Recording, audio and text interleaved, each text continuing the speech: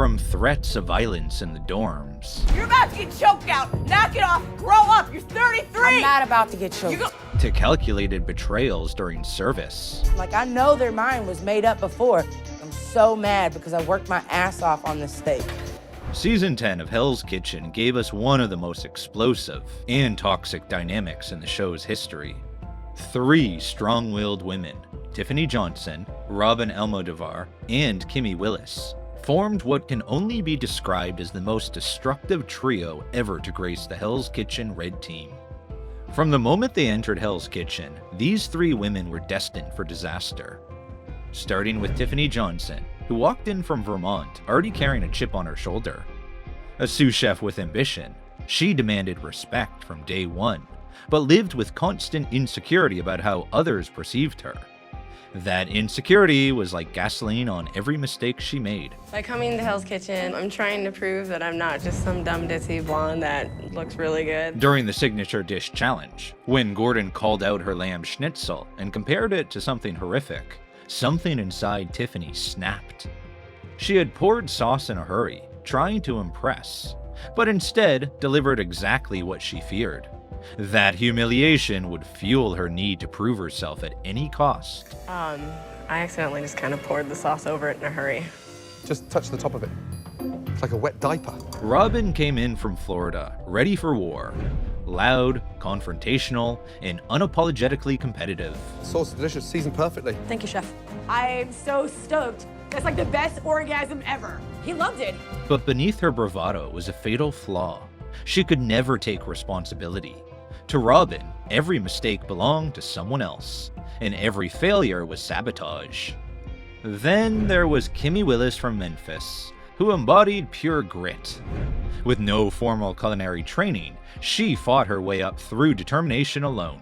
She wore her rough background like armor, constantly reminding everyone she was from the South, and refused to back down from anyone. "I'm from Memphis" became her battle cry, her justification, and ultimately her downfall. But her biggest strength, taking everything personally and fighting for it, was also her greatest weakness. Didn't go through all the fine dining restaurants, but I've worked my ass off to be here. Individually, they were volatile. Together, they were a ticking time bomb. Initially, the trio found unity in their shared hatred of teammate Barbie Marshall. This common enemy temporarily bonded them together, but it also established a dangerous pattern. Their relationships were built on destroying others, not on supporting each other. Episode 2's Scallop Challenge showed exactly how their pack mentality worked. When Barbie wasn't moving fast enough, Tiffany lost it. I think we could have used a little bit more hands-on from Barbie. Big But this wasn't just about winning a challenge. This was about establishing dominance. Tiffany, Robyn, and Kimmie had found their first victim, and they closed in like lights going out, one by one. Whenever Barbie touches anything, it's like a disaster. She makes me crazy. Even when they won the challenge and sailed off on a yacht trip, Tiffany couldn't resist rubbing it in. See ya! We're gonna have a great day and you guys are gonna have a shit day. This moment revealed something crucial about their psychology. They wanted others to suffer. The pleasure came not from their own success, but from watching others fail. The bullying escalated in episode 3. Barbie's early morning dishwashing woke Tiffany, and soon both she and Robyn were in her face. But Tiffany didn't stop at words. She went straight for intimidation. She cornered Barbie in the dorms and threatened her with physical violence. You're about to get choked out. Knock it off. Grow up. You're 33. I'm not about to get choked. This moment revealed something crucial about their dynamic. While Robyn provided the strategic thinking, Tiffany was willing to be the enforcer. She would do the dirty work that others wouldn't. This division of labor would become their signature move, and ultimately their downfall. However, even in these early episodes, cracks were beginning to show. During episode 2's dinner service, Tiffany was on garnish when she noticed missing scallop pieces on Barbie's tray. Instead of helping fix the problem, she made a calculated decision to send up the incomplete order, specifically to throw Barbie under the bus. There's supposed to be 5 per order and I looked at the bitch and she fucking hands me 8 scallops. When Gordon discovered the missing scallops and got angry, Tiffany felt vindicated. She had successfully sabotaged a teammate and made herself look better in the process. This moment established a dangerous precedent. Teamwork meant nothing when personal vendettas were at stake. Episode 5's Mexican Night reward showed just how far Tiffany was willing to go to manipulate her teammates.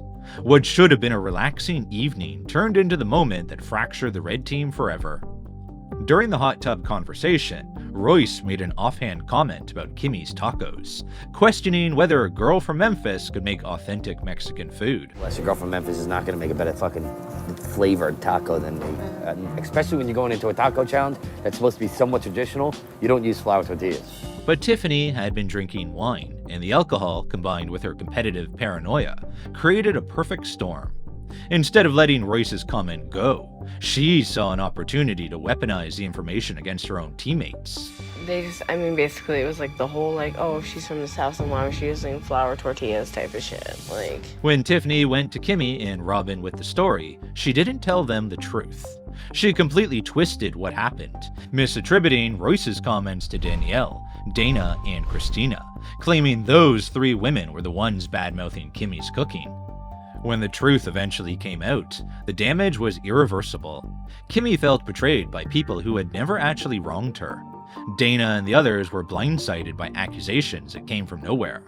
The red team's trust was shattered. I'm pissed off, and I really don't want to talk right now. Like, for real, I do not want to speak to anybody.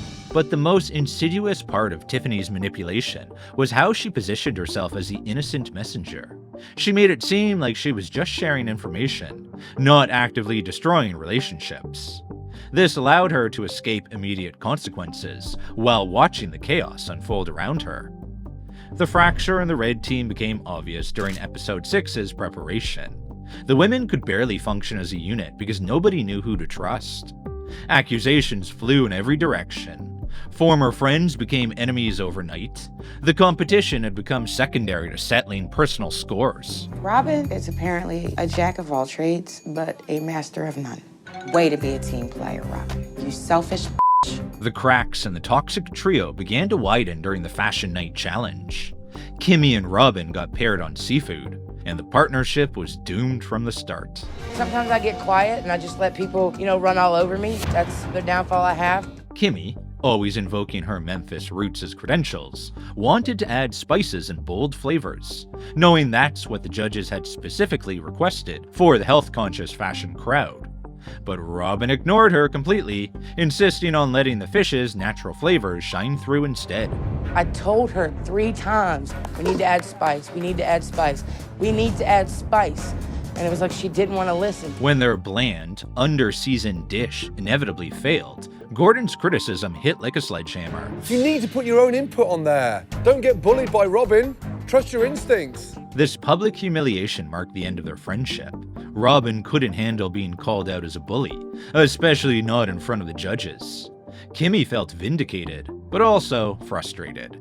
She had tried to do the right thing, but her partner had sabotaged them both.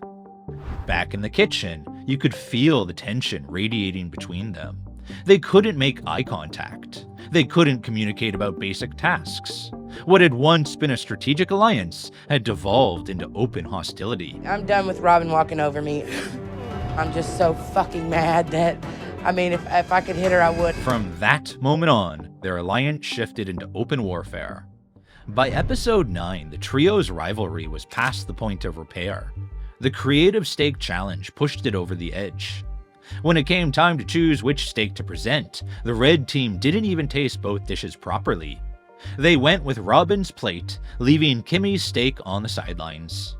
To Kimmie, who constantly reminded everyone she was from Memphis and knew meat, it felt like her so-called teammates had already decided she wasn't worth backing. Like, I know their mind was made up before. I'm so mad because I worked my ass off on this steak. But then, Gordon tasted Kimmie's rejected dish and delivered the verdict. Ladies, I am sorry, but I know where you're coming from because that is delicious. Kimmie felt vindicated, but betrayed at the same time.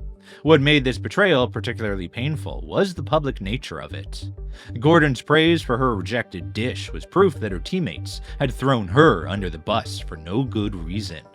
They hadn't chosen the better dish, they had chosen to eliminate her. The tension carried into steak night service, and it didn't take long to combust. Episode 10 saw Kimmie suffer serious grease burns when oil splattered on her. The medical team wanted her to stop, but she refused treatment and kept cooking, showing the kind of grit she'd been telling everyone about since day one. But even after fighting through the pain, she got no respect from Robyn. Are you kidding me? She's a baby. She is a cry baby. On the meat station, their timing issues created complete chaos. Robyn wanted to walk her hanger steaks immediately, but Kimmie, the girl from Memphis who knew meat, needed more time to properly slice her thick fillets. When Robyn got impatient, she flipped Kimmie off and accused her of not knowing what she was doing. But then, Gordon discovered the truth that made everything worse. Hey, look, we can't even get steak cooked. It's badly sliced. Who did what here? Gordon tried desperately to get them to work together, but Robyn had reached her limit. She openly admitted she couldn't work with Kimmie anymore. Their argument became so heated that production security had to be ready to physically separate them. Gordon was forced to kick the entire red team out of the kitchen. We need to work as a team, and you can't do that because you have a personal problem with me. Good, I have a personal problem with you. I cannot stand your ass. The sight of Gordon giving up on them was devastating. He had seen plenty of personality conflicts over the years, but this was different. This was pure hatred. The competition had devolved into something ugly and personal that couldn't be salvaged. As they walked out of the kitchen, you could see the defeat in Gordon's eyes. He wasn't just disappointed in their cooking, he was disgusted by what they had become. During that night's elimination deliberation, Robyn made a confession that revealed the true nature of their relationship. Keep my friends close, enemies close. That's why I was keeping you close to me, Kimmie. Robyn had been playing a long game, pretending to be Kimmie's ally, while secretly plotting against her. The confession revealed the depth of Robyn's manipulation. She hadn't just been a bad teammate, she had been a saboteur from the beginning. Every moment of apparent friendship had been calculated. Every gesture of support had been fake. Okay, I'm not lying. That's not throwing anyone She in the didn't bus. lie to me, so you're throwing me under the bus. Yeah. Cool, bitch. It's Cool. true. It's true. The mask was finally off, and it was uglier than anyone had imagined. The revelation poisoned everything that had come before. Every shared moment, every apparent bond, every instance of cooperation had been a lie, designed to position Robyn for the perfect betrayal. After this explosive episode, Robyn was actually moved from the red team to the blue team, a nearly unprecedented move that showed just how toxic the situation had become. The producers couldn't even keep them on the same team anymore. While Kimmie and Robyn were destroying each other, Tiffany was building her own toxic legacy. Her manipulation had fractured the team, but she wasn't done making enemies. When Barbie tried to help her during fashion night service, Tiffany was completely unappreciative. Tiffany, they stick when the pan's not hot enough. Barbie, How come mine aren't sticky? That was yours. I don't want help. But Tiffany's biggest weakness was her inability to take responsibility. When her scallops stuck to the pan due to low heat, she claimed she had no idea who cooked them, even though it was obviously her station. When Christina helped grill her swordfish and it came back cold, she threw Christina under the bus instead of taking blame. During episode 8's dinner service, You're putting the knife on the bottom of your lip Yes, chef. and then putting the knife back in. Yes, chef. Tiffany is basically making out with the Wellingtons. her teammates had had enough. When she got nominated for elimination, Dana accused her of not taking responsibility for her mistakes and called her behavior fugly. But Tiffany's complete lack of respect for others came through during episode 10, when discussing the kids' table at a wedding reception. Kids don't know what fine dining is, so their opinions really don't matter to me. It's burnt. Look. Just cut that part off. Who gives a shit? I really don't like kids at all. This dismissive attitude toward children revealed a deeper character flaw that went beyond kitchen conflicts. Episode 9 showed Tiffany at her absolute worst. During prep, she half-assed the onion slicing, prompting Barbie to call out her lack of standards. When Barbie reported the problem to sous chef Andy, Tiffany went on the attack. Barbie's trying to do a little kiss ass today too with Chef Andy because she thinks she's gonna win, so good luck, Barbie. Later, Tiffany was caught trying to cook garnish on a dirty pan after just scraping it clean. When Gordon called her out, she got defensive instead of apologetic. Then her potato gratin came back raw, with customers complaining they couldn't eat it. When Gordon accused her of not caring, Tiffany made a shocking response. Don't tell me that I don't care. I care about food more than I care about my family. But her actions told a different story. She had no idea how long her potatoes would take to reheat, frustrating Christina since they were Tiffany's responsibility. The final straw came when sous chef Andy called her out. You have such a attitude. Why don't you take a walk and Dana take over her section?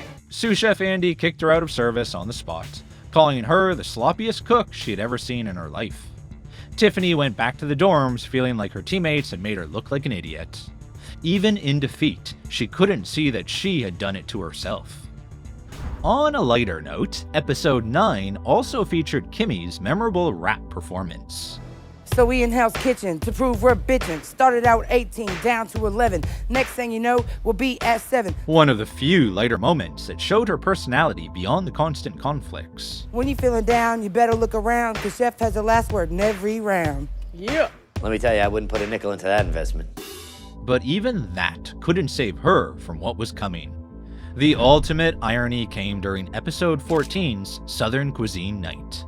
Kimmie had spent the entire season reminding everyone she was from Memphis, using her southern roots to justify her cooking style, defend her techniques, and assert her authority on certain dishes. "I'm from the South" had become her constant refrain. I am from Memphis, Tennessee, a place called Nutbush. It's the hood. I it up. I'm going You done up brought there. the Memphis out, me, ho. You up, I swear to God. Hell yeah, from Tennessee. I'm totally down to get dirty and be country. Memphis girl doing curry, guys. It's delicious. Thank you, Chef.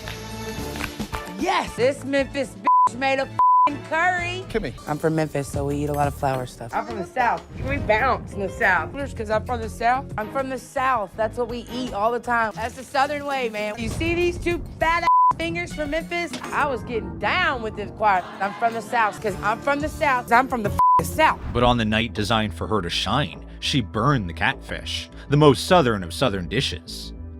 The girl from Memphis, who constantly invoked her heritage, failed specifically on the cuisine she claimed as her birthright. Gordon had no choice but to send her home. Her elimination at 8th place meant that all of her talk about being from the South, all her claims about knowing this cuisine better than anyone, had amounted to nothing when it mattered most. As all 3 women were eliminated before the finale, it proved that individual talent means nothing when teamwork dies. Their toxic behavior had poisoned not just themselves, but everyone around them. Guess what? There's no friends in this competition because I want to work for him. Wow. Gordon's final comment about Tiffany summed up the entire toxic trio. The most passionate I ever saw Tiffany was moments ago, when she was already on her way out. That was just too late. They had all the skills to succeed. Kimmie, who had the toughness to stand up for herself by evoking her southern heritage.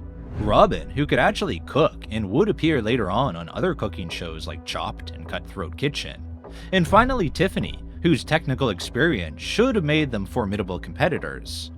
Instead, they chose to tear each other down rather than build each other up. As a woman from Memphis, tonight's Southern Cuisine menu should have been an easy walk in the park for Kimmie, but it turned out to be a difficult uphill battle. The toxic trio's legacy serves as a warning. In Hell's Kitchen, your own worst enemy isn't the competition or the pressure. It's the person you see in the mirror when you let your ego override your judgment. I came here to be the best. And working on the red team, they've only brought out my worst. And now the bullshit's gonna be dropped because I work better with men. Season 10 holds multiple records for dysfunction, including the historic blue team collapse and unprecedented joint loss percentage. But nothing compared to what these 3 women created together. Fan polling confirmed it. 112 out of 342 votes ranked this as Hell's Kitchen's most contentious 3-person rivalry. When cooking becomes secondary to personal vendettas, everyone loses. And in Season 10, these 3 women lost everything. Their chances at victory, their relationships, and ultimately, their respect.